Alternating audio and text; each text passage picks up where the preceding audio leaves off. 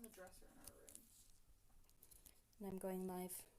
Okay. Hello, everybody. It's Kimberly Riggs. Day 17 of Inktober. I've been talking, so I'm not ready yet.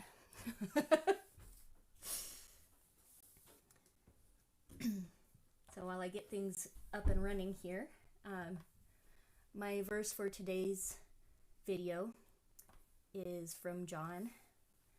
I just went blank. It's a very famous verse.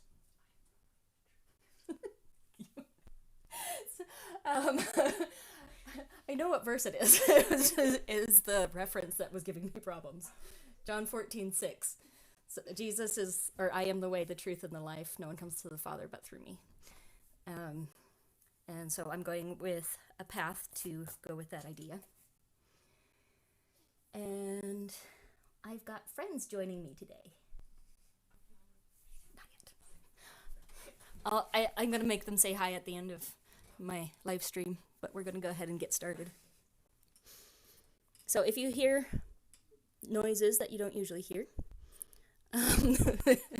it's because I have a live audience today. It's kind of awesome.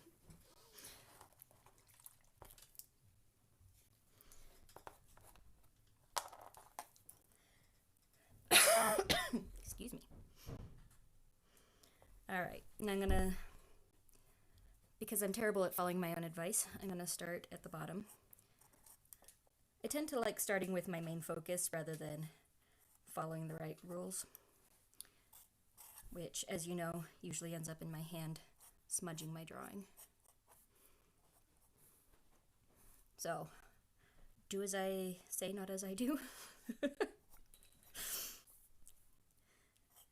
Seems to me that that's the thing that a lot of artists do. Is they say, these are the official rules, this is what we're supposed to do, but nobody actually does it.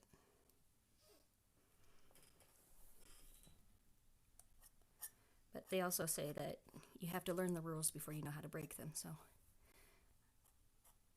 I guess I've earned the right to break the rules.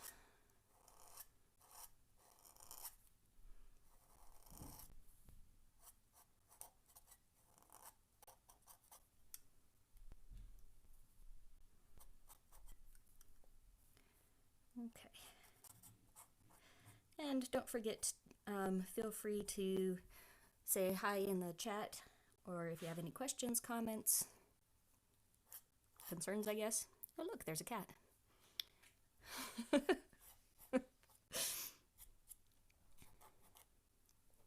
Because of my guests, Sif's been hiding and she just came out of hiding. She's not so sure she wants to come in the room, though.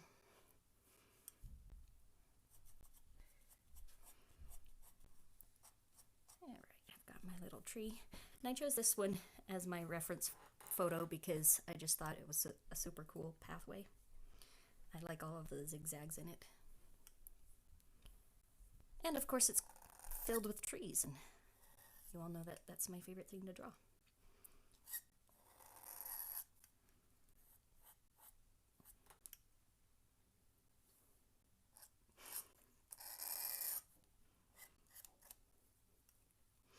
Oh, and an update on yesterday's comment, that my cats were chasing a spider.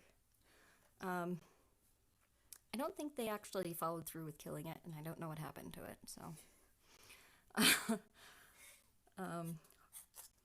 Hopefully they did end up finding it and doing it away with it, but there might be a spider running around my room.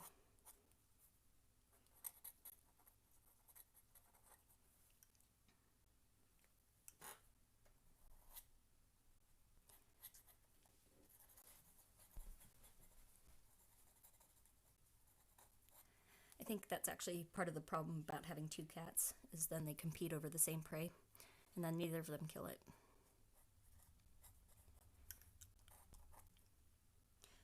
Now, in my reference photo, this branch wasn't actually part of the tree, but I guess these trees don't branch out until further up and out of the picture plane, but I wanted to make sure that it's not very exciting if it's just a trunk going up forever. So I'm gonna add some texture. Goodness, my pen is squeaky today.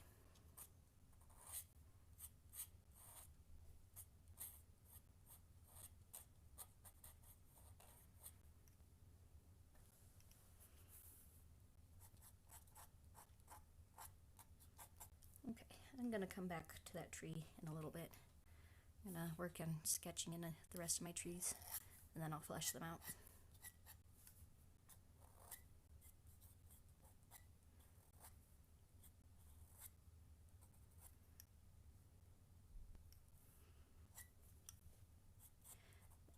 Okay, and I just did something that kind of gives a little too much symmetry to my picture. It's really hard, I think, for us as humans to avoid putting patterns in everything that we do. So I've got this little knot here, and it's in the exact same spot on the other tree. And that's going to have to be fixed because it's too much of a pattern going through.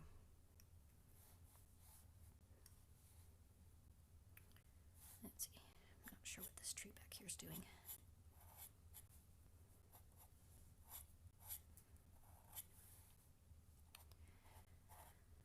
Oh, so we should talk about reference photos today. So I get a lot of my reference photos or ideas off of Pinterest, and I will do an initial sketch based off of that, but the end result won't look like the picture, and that's really important because of copyright infringement. If I can, I prefer to go off of my own photos. So I'm actually building up a big library full of my own reference photos. But sometimes I don't have what I need, and so then I'll go to Pinterest. And then my goal is to make sure that I don't copy it exactly. I change it, make it my own.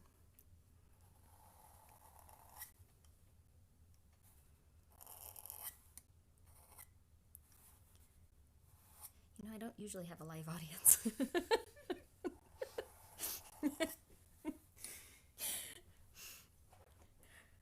It's a new thing to get used to. It's a good thing to get used to. Got used to. Oh, hello, Sarah. I got used to having a virtual live audience, and now I get to have a real live audience. And eventually, someday, I'll be good at drawing around people.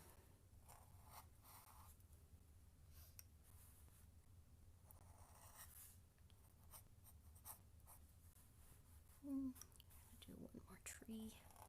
Oop. I'm gonna use shading and atmospheric perspective to separate my layer of trees here. The moment they all look like they're melded into one. Sometimes words don't like me much. And they all meld into one. Yes.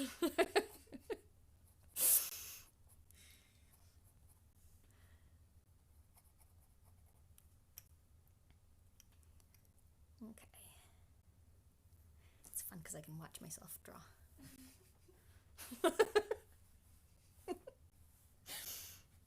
You know, when I was first studying art, well, I was actually a senior at Asbury, but I still consider that first because I grew so much after I went to the Academy of Art University that, yeah.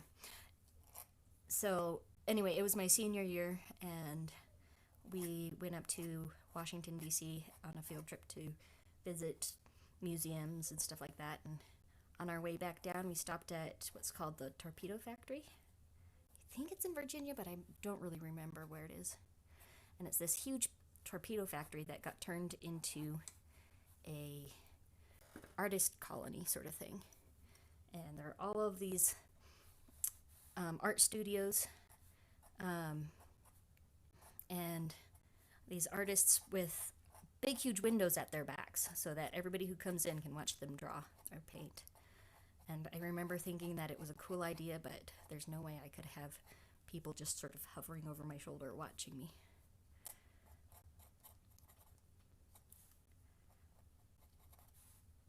I guess things change, huh?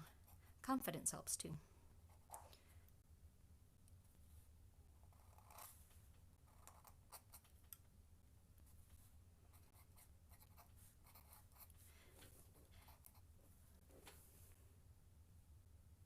Oh, thanks, Sarah. It's not very far yet.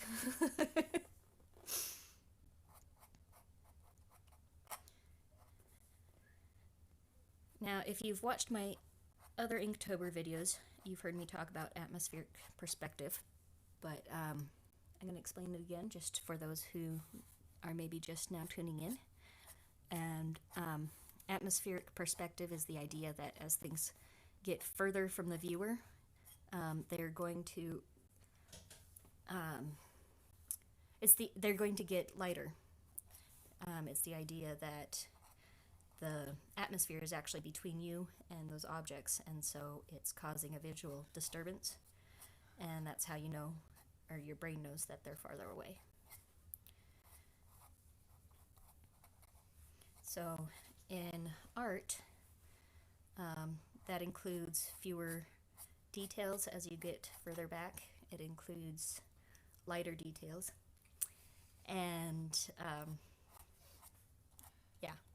If you want to learn more about perspective, you can check out my earlier videos. I've got some tutorials talking about 1-point perspective, 2-point perspective, and then I have one that sort of covers 3-point, atmospheric, and some other things. So if you want to learn more, go check those out.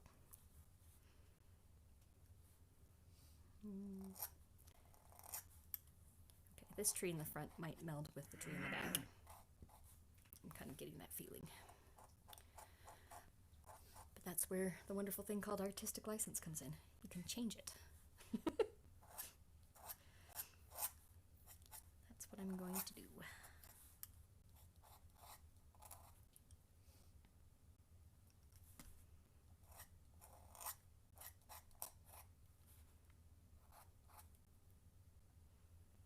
Oh look, Sif got brave and came into the room.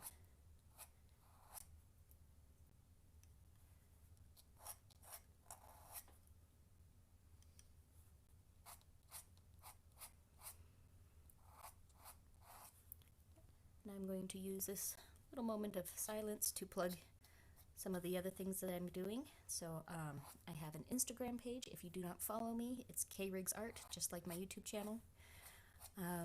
I post updates of what I'm doing.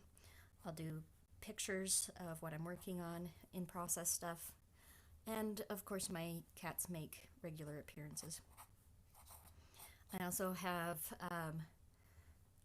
a Patreon page, so if you like what you're seeing and want to help me continue to make art and videos for your entertainment, I ask that you head on over to patreon.com and look up KRiggsArt.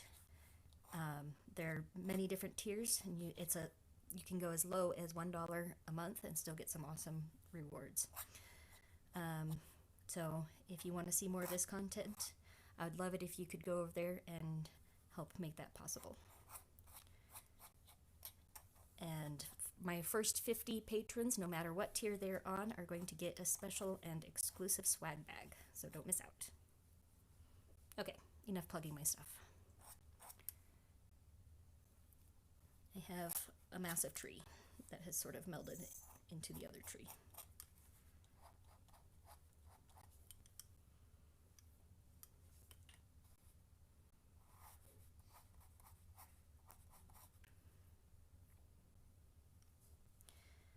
Tell you what, I never liked drawing in this corner because the tripod leg always gets in the way.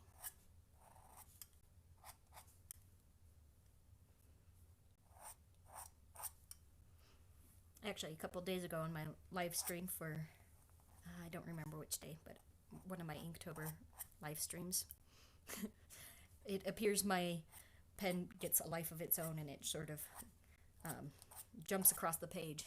And that's because I bumped the tripod and it sort of flung out of my hand. So when they say artists' tools have a life of their own, they might not necessarily be talking about what they're creating. Okay,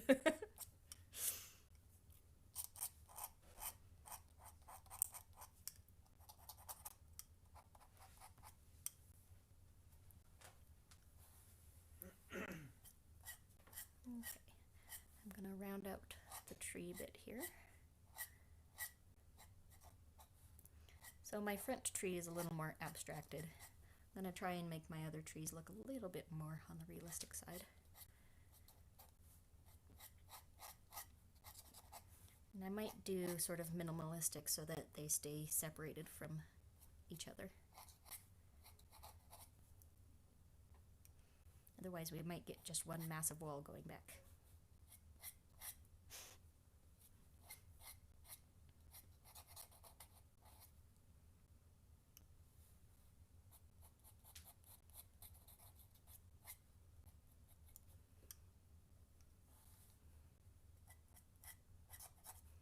I'm going to add a little bit of texture, not much, just sort of suggest it's there.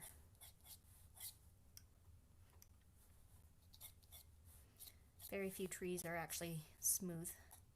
There are some that can look pretty smooth though. I would say those are probably a lot harder to draw though, because you don't get to add in all of this fun texture to suggest what it is.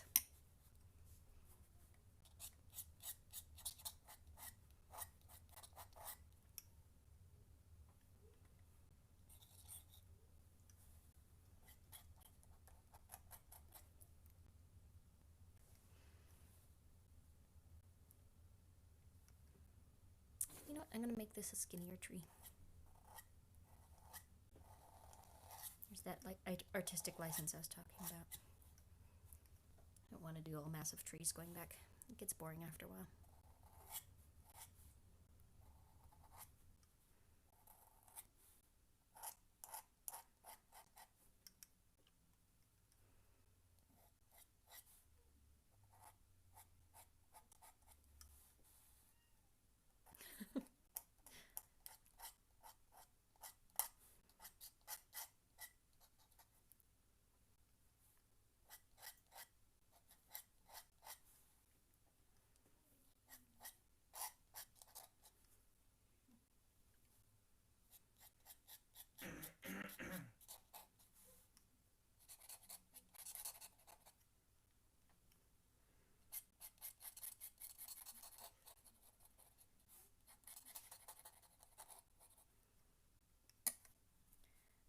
Just sort of suggest that there are some plants growing up at the base of this tree, hiding the roots.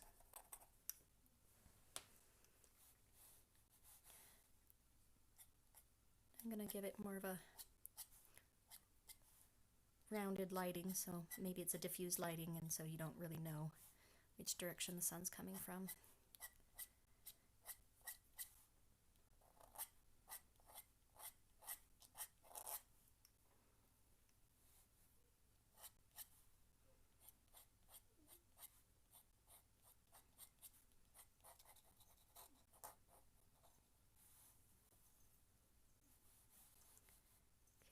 Okay, this tree,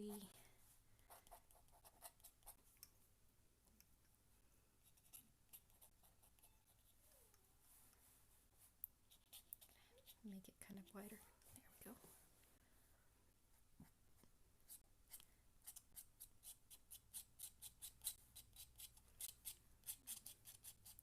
So I'm making my strokes a lot thinner and further apart. That's the atmospheric perspective that I was talking about. Add to the illusion that this is receding into the background.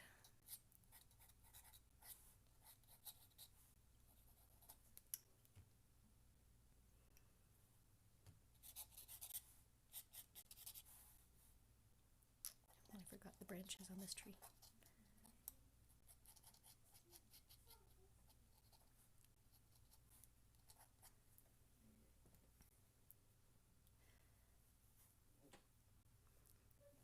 You know, depending on how this turns out, I might add sort of a foggy texture to the back when I'm done.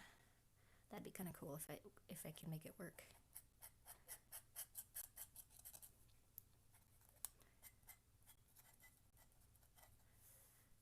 I'm not sure if I can do it though with just ink and paper without planning it out ahead of time.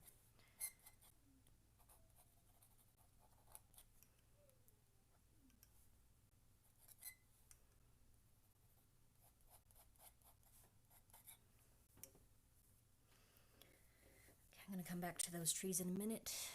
I'm going to do a few rocks in my path. Because as you know, life isn't easy always.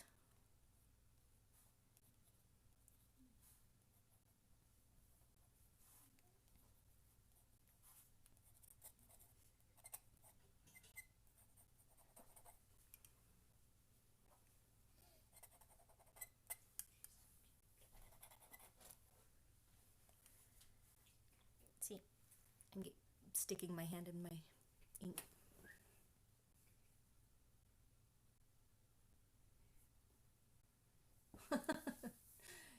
You're in awe of anybody able to do fog in any way with any supplies. With paint, it's a lot easier because you can sort of brush it in and suggest it, and you've got white to work with and other colors. The stark contrast that is ink makes it a little harder to work with.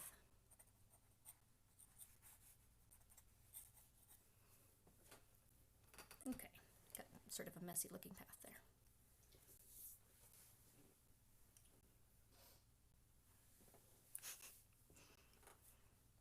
Okay.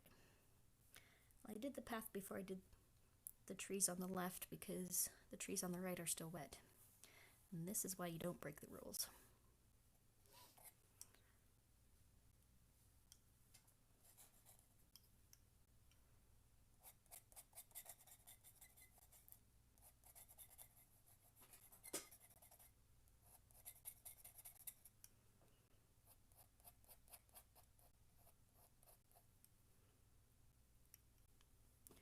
This is kind of a shaggy looking tree. Some of that texture is coming from the fact that I'm not holding my pen very tightly because I'm trying to keep my hand off the paper so I don't smudge my other trees.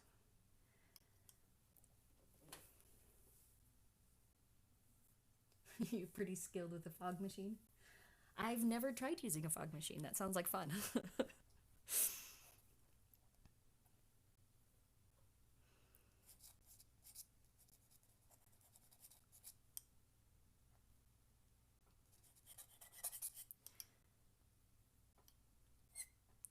Squeak.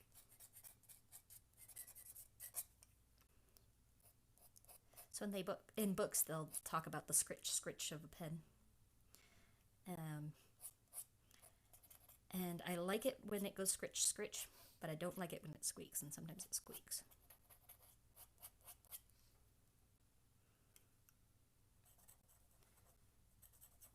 But I can't imagine going back to doing most of my drawings in regular pen.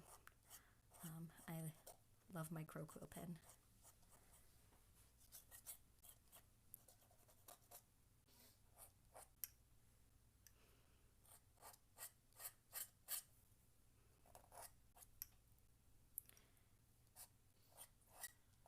Oh, and actually, my sister bought me this really cool glass pen. I'll have to show it to you guys. I don't use it as much just because this is the pen that I'm most used to, and so I know how it works and what it does.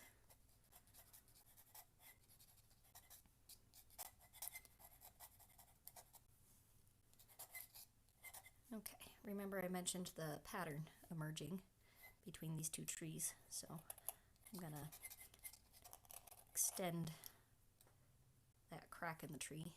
Ooh, let's make it go up all the way, like that. That'll be fun. Ah.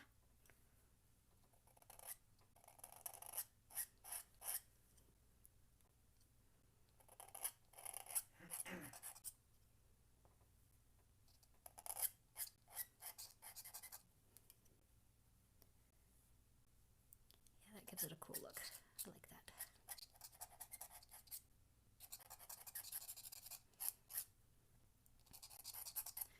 Now when I illustrate, I don't always go this off the cuff. I'll often figure out what I'm doing before I start drawing. But these Inktober videos have been kind of fun to just figure it out as I go. That's how I do a lot of my oil paintings. I'll just sort of sit down and see what comes to me.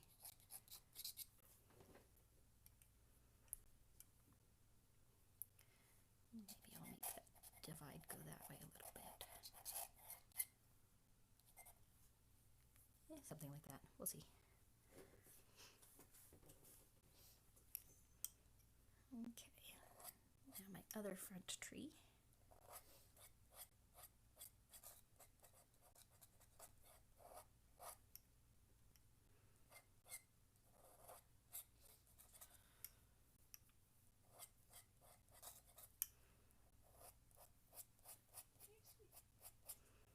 Oh yeah, I was going to show you my glass pen. I just scared my cat. So this is a super cool glass pen that my sister bought me. And it's got these little indents where the ink can pool.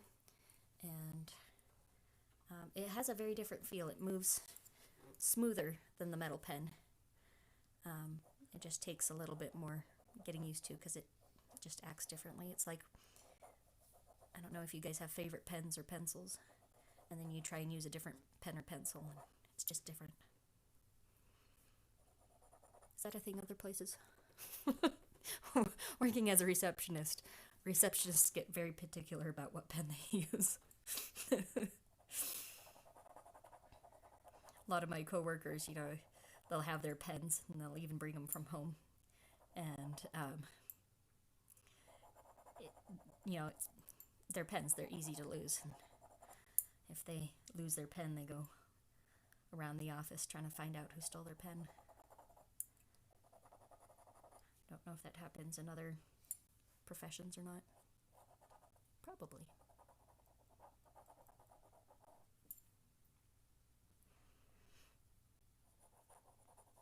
I think with the glass pen I have a little bit harder time controlling the thickness of the lines.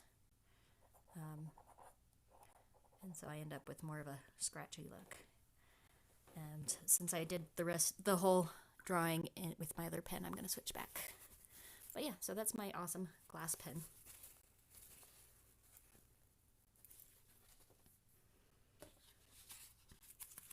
And I keep it stored away so that the cats can't kill it. Living with cats, you learn to live defensively. You put away glass things and don't leave water out and stuff like that. Because that's just asking for it in the cat's mind.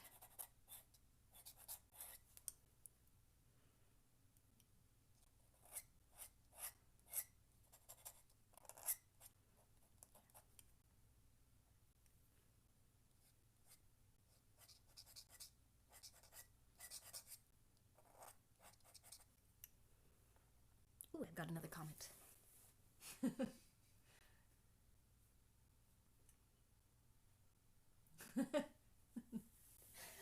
So it's not just in the receptionist world that you're really protective of pens. For those who can't see it, Sarah said she's very protective of her pens, and if you steal her pen, she'll stab you. And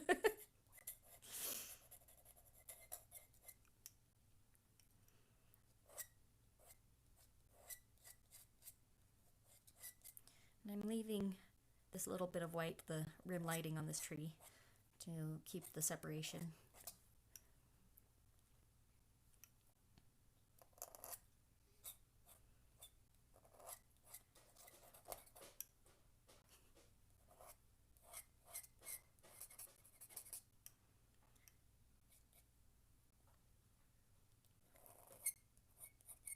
There, you would never know that both trees had a knot that was almost identical.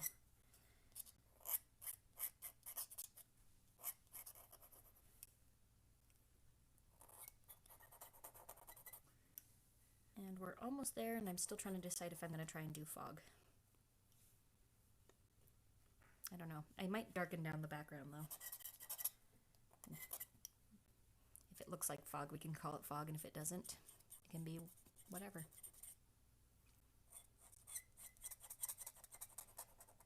It's kind of like when I added the black to the bottom of the hand drawing yesterday. I was really worried that that wasn't going to help, that it was actually going to hinder the drawing.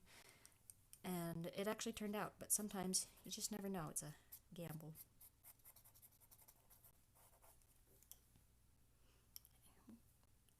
Do some grassy effects here.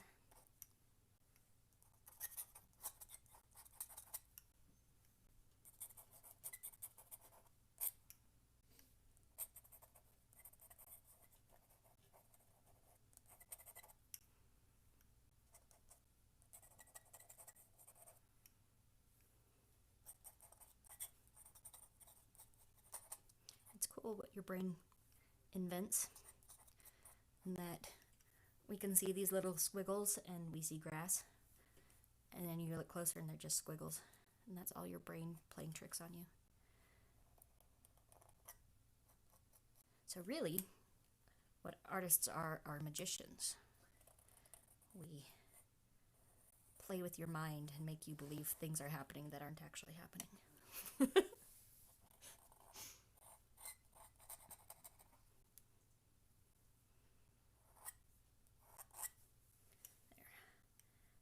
Darken down the edges of my path a little bit to make sure it stands out. Okay, I'm going to switch to my paper towel, and we'll add some grays and see how it turns out. This is always the scary part. Either I ruin it or it looks awesome. Dip my paper towel.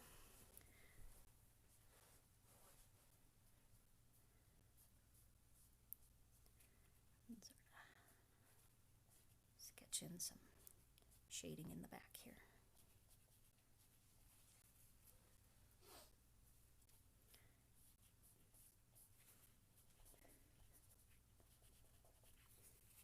Yeah, I like how that's turning out.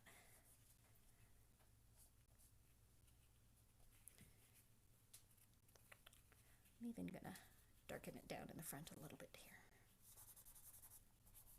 All but the trees, make the trees stand out. The trees in the path.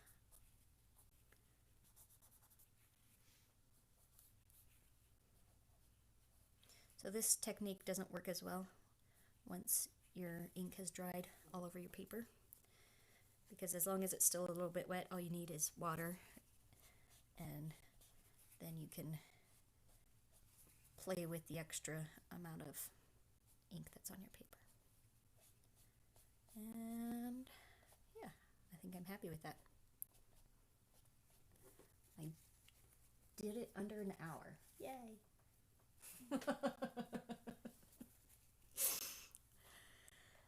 I've gotten better at staying to a shorter amount of time as the month has gone on, and I'm proud of myself for that. All right, so thank you everybody so much for joining me. Again, don't forget to like, comment, subscribe, all of the fun stuff, you know. Hi everybody. All right, I'm gonna turn this around and make Josh and Rachel say hi to the world. So say hi to everybody. Hello world. Hi. So there's my live audience for the night. Yeah. We're the studio audience. Entire world. Yep, we've got a studio audience. All right, thanks everybody so much for joining me, and I will see you tomorrow.